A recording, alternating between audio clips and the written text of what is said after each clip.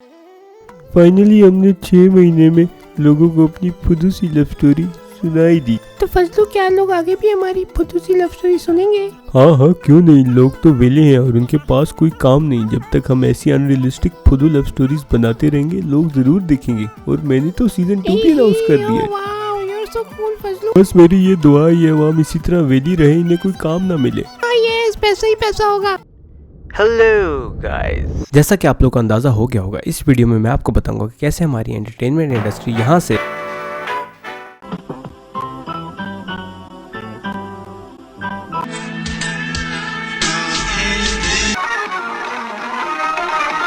यहाँ तक पहुँची।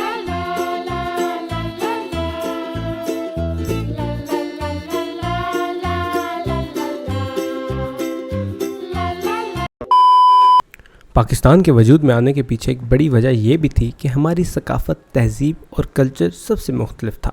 हम बहुत ही शर्मीले, इज़्ज़तदार और बामुरब्बत लोग थे और इन्हीं चीज़ों में हमारे कल्चर की खूबसूरती छलकती थी। लेकिन ऐसा क्या हुआ कि हम ये सारे उर्दू लुगत के मुश्किल अल्फाज छोड़कर ऑक्सफोर्ड डिक्शनरी के बरकर्स बन गए और हमारी क्रिएटिविटी का बेंचमार्क बन गया कि कौन सबसे ज़्यादा वाहियात एंडलेस सोप ड्रामास बनाकर आवाम को एंटरटेन करेगा। आइए इस बदतमीज़ी के सफ़र का तहकीकी जायज़ा लेते हैं। So as usual I will start from the beginning. दुनिया का पहला कैमरा 1816 में बना और इससे पहली तस्वीर 1826 में यानी ऑलमोस्ट कैमरा बनने के 10 साल बाद खींची गई और इस तस्वीर का नाम था व्यू फ्रॉम द विंडो।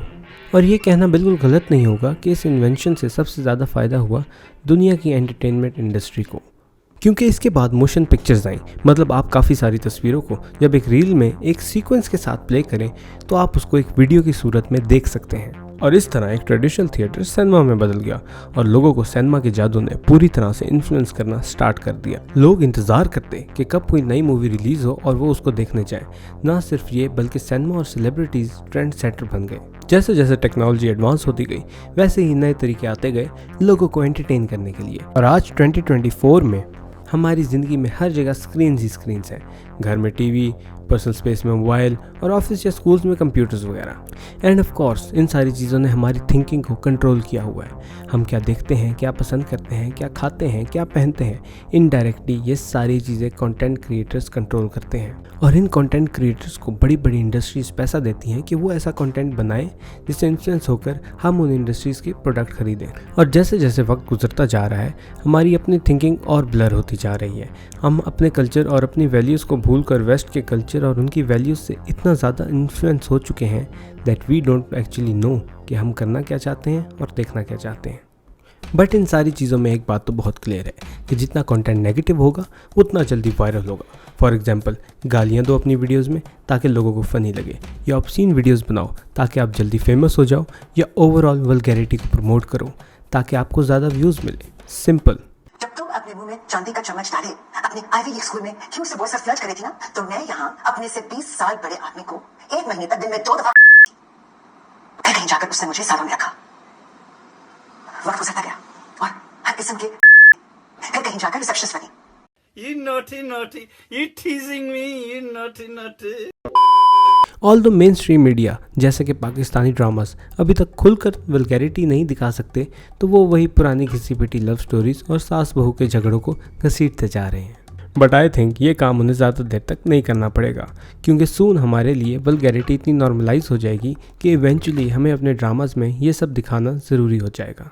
अब इससे होगा क्या, जब सारी चीज़ें इतनी ओपन हो जाएंगी तो एंटरटेनमेंट अब एंटरटेनमेंट लगेगी ही नहीं और हम मज़ीद एडिक्ट हो जाएंगे नेगेटिव और वाहियात कंटेंट के। अब ये बात जितनी सुनने में आसान है उससे कई ज़्यादा कॉम्प्लेक्स है, क्योंकि ये हमारी सोसाइटी के फैब्रिक को ऐसे मैनिपुलेट करेगी जिससे ओवरऑल आवाम के जहनों पर इफ़ेक्ट होगा। हमारा स्पैन ऑफ फोकस इतना ही रह जाएगा कि हम सिर्फ एक 15 सेकंड की रील देख सकें। हमें नेगेटिविटी की इतनी आदत हो जाएगी कि हम मोस्टली डिप्रेस रहेंगे और मेहनत बिल्कुल नहीं करेंगे। और इस सिचुएशन में हमारी लॉजिकल रीजनिंग ख़त्म हो जाएगी और किसी भी जानवर की तरह हमारे हर मसले का हल वायलेंस से ही होगा।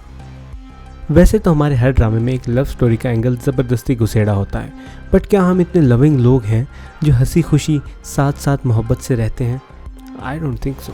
तो फिर क्यों हमें सिर्फ वही ड्रामा या मूवी पसंद आती है जिसमें एक ज़बरदस्ती की दर्दनाक लव स्टोरी घुसेड़ी हो?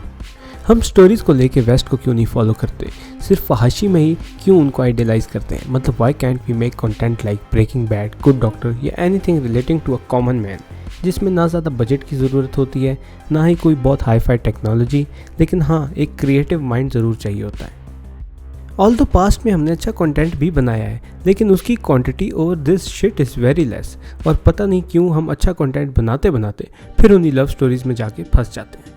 दरअसल इतना प्यार भरा हुआ है हमें कि हम हर वक्त यही सोचते रहते हैं कि किस तरह दूसरों का सर फाड़कर हमें उनसे आगे निकलना है। तो guys if you like the video तो प्लीज़ सब्सक्राइब करें और शेयर करें, वरना मुझे भी वाहियात कंटेंट बनाना पड़ेगा।